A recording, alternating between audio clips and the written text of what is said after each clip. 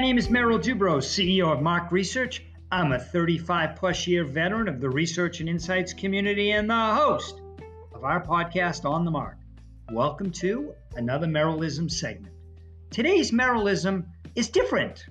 For the first time this year, we will be having a guest host. Yes, a guest host. Before I tell you his name, you're in for a real treat. I have known this individual for many years and always impressed with his passion, energy, and intelligence. And with every single interaction with him, I learned something new. Today's guest host is Tim Urmston, the president of the Seek Company. With that said, here's Tim. Thanks for the intro, Merrill. Hey, everybody, I'm Tim Urmston, the president of Seek, and also today's guest host of On the Mark podcast. And so great to be with you guys. And today I want to talk about how do we run a really effective meeting with our direct reports. Sounds rudimentary, but we're going to get into some really good details here.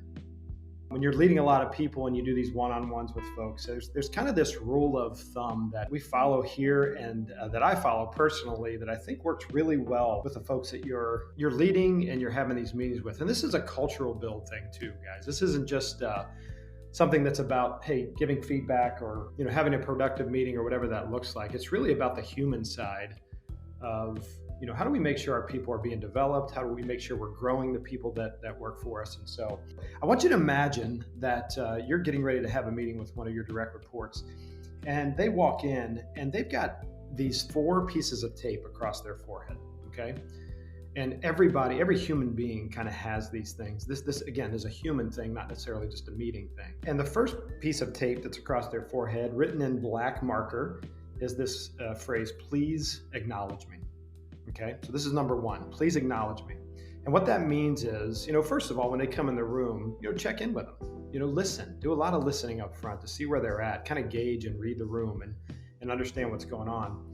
But this please acknowledge me says, hey, please acknowledge my effort. Even if they're not hitting the mark, even if they're missing some things along the way, or maybe they've tried some things and it's not gone so well, acknowledge the effort. This may look like this. Hey, Susie, we're really excited about you being here. And I want to just acknowledge the effort that you're putting forth towards these 3 initiatives. And I know it's been a little rough, but I want to just acknowledge the fact that we see you working as hard as you're working. And we really, really appreciate that. Okay, so there's a kind of this language of please acknowledge me. The second thing is please inspire me. This is critical, guys, because when people and their feet hit the floor, in the morning when they wake up, they want to get up knowing they're going to do something that has purpose and that has meaning. And so you, as a leader, as a manager, as somebody who's influential on their career, you can actually tie what they're doing in the day-to-day to the greater purpose of the company, to the greater good of the other people they work with, to the greater good of the consumers they're serving or customers they're serving or whatever. And you can say, hey, when you do your work as well as you do it, or when you do these 3 initiatives that you're working on, Susie, I want you to know that it has a major impact and major ripple effect throughout the organization. And it really helps fulfill our vision.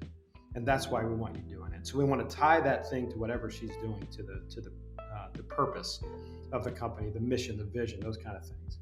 The third thing, and this may be the most important because a lot of times we miss this or we're afraid to have these kind of conversations. But the third thing they have written on their forehead is, please challenge me. And a lot of us don't realize that people want to be challenged. It is a desire. This is why they love to come to work where they work, because people, managers, leaders who challenge them are giving them opportunities that are slightly out of their reach, that they have to actually jump to achieve. And sometimes they're going to get it and sometimes they're going to miss it, right? And we give them a little bit of freedom to fail and all that kind of stuff. But we're always going to challenge them with something that's a little bit out of their reach, because that's how they grow. That's how they develop. And so, this may be something along the lines of, hey, Susie, I know there's some stuff that you've been working on. I want to acknowledge, there's some things that I need you to be aware of.